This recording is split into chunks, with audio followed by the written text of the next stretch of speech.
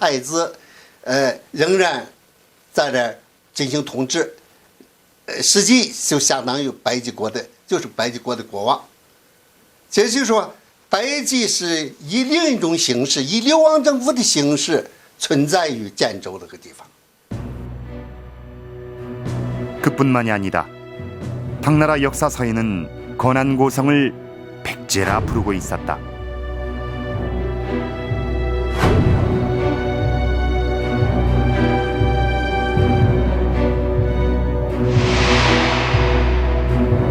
백제가 멸망한 후 요동반도 건안고성에서 백제는 부활한 것이다.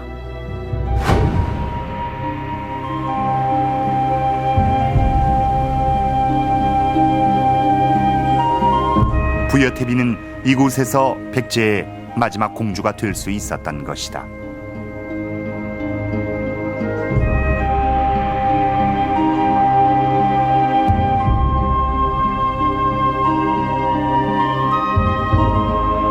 그렇다면 어떻게 백제는 부활할 수 있었을까?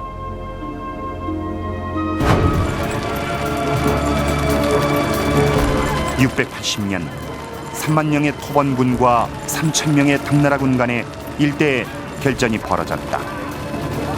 토번은 어이없이 무너진다.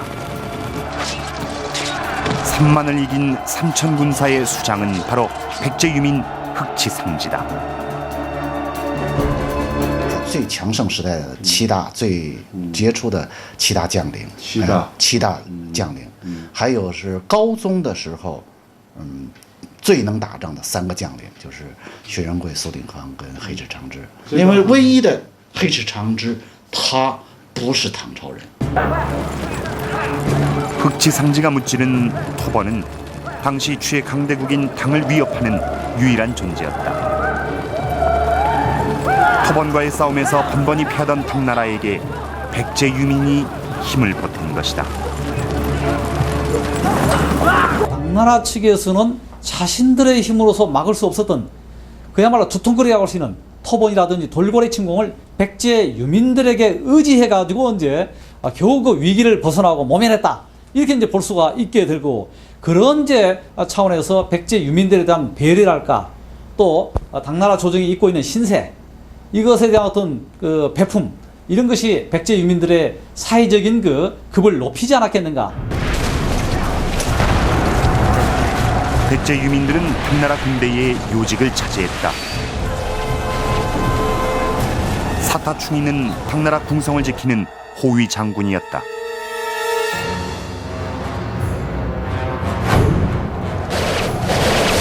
난원경은 당나라에서 태어나 8세기 초에 활약하며 절충 도위를 지냈다.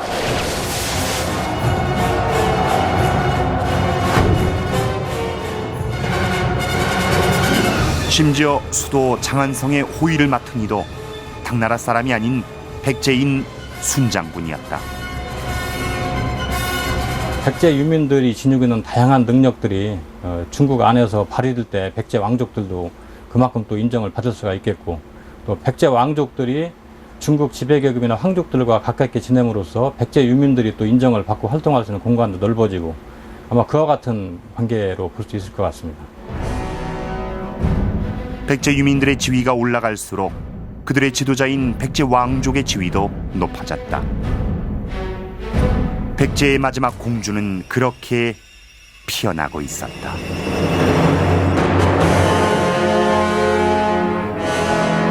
이제 보니 백제는 그냥 쓰러져 버린 것이 아니었습니다. 머나먼 요동 땅 건안고성에서 그들만의 세상을 다시 살고 있었습니다. 만리타향 건안고성의 백제는 중국 전역에 모래알처럼 흩어져 있다 다시 모인 유민들에 의해서 또 그들이 흘렸을 뜨거운 피와 땀에 의해서 일구어지고 있었습니다.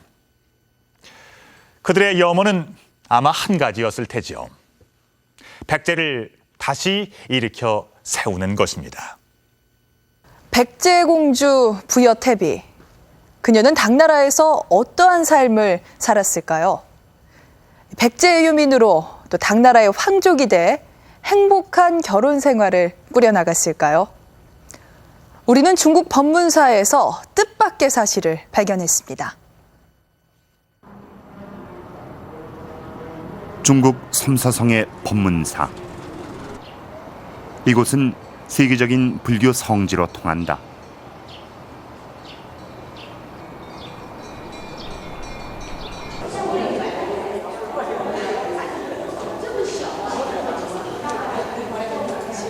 세계에서 유일하게 석가모니의 손가락 사리를 보관하고 있는 사찰이기 때문이다.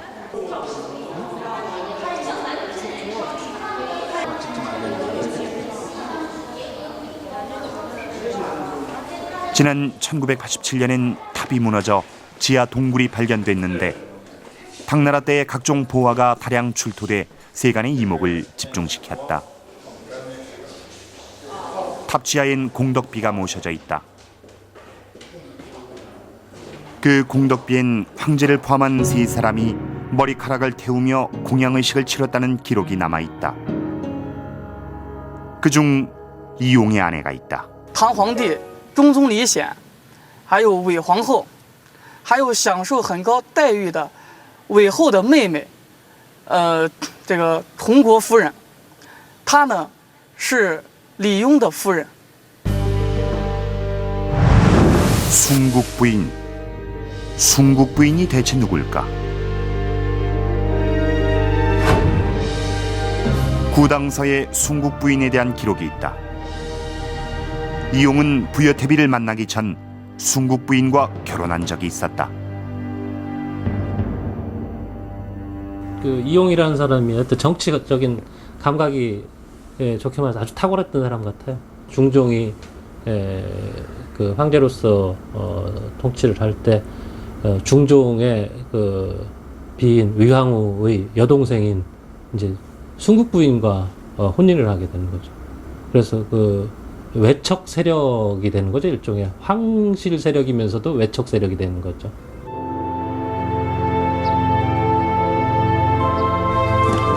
당신은 황제의 부인 위황후가 실세였다. 이용은 위황후의 여동생 숭국부인과 결혼함으로 인해 화려한 시기를 맞게 된다. 결혼을 통해 왕위에 오른 것이다.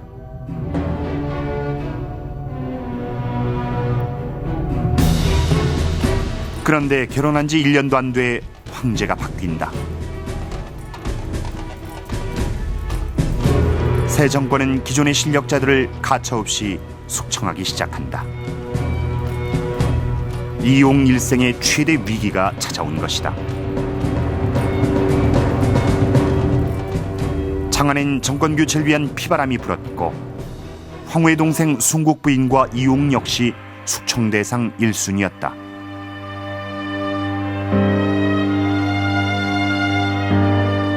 이용은 위기를 벗어나야 했다.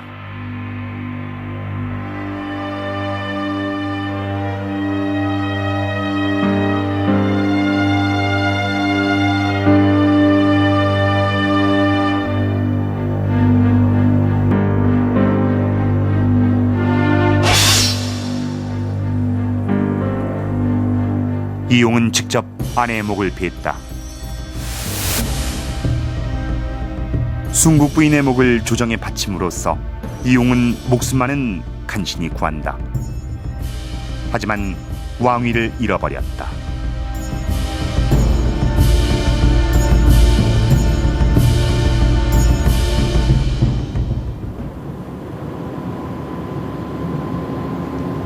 그런 이용이 어떻게 부여태비와 결혼을 하게 됐을까? 용문석굴에 실마리가 있다.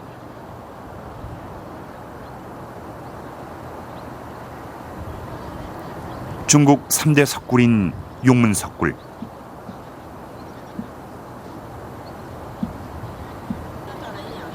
(5세기부터) (9세기) 사이에 조성된 용문석굴엔 2,300개의 석굴과 10만 점이 넘는 불상이 새겨져 있다.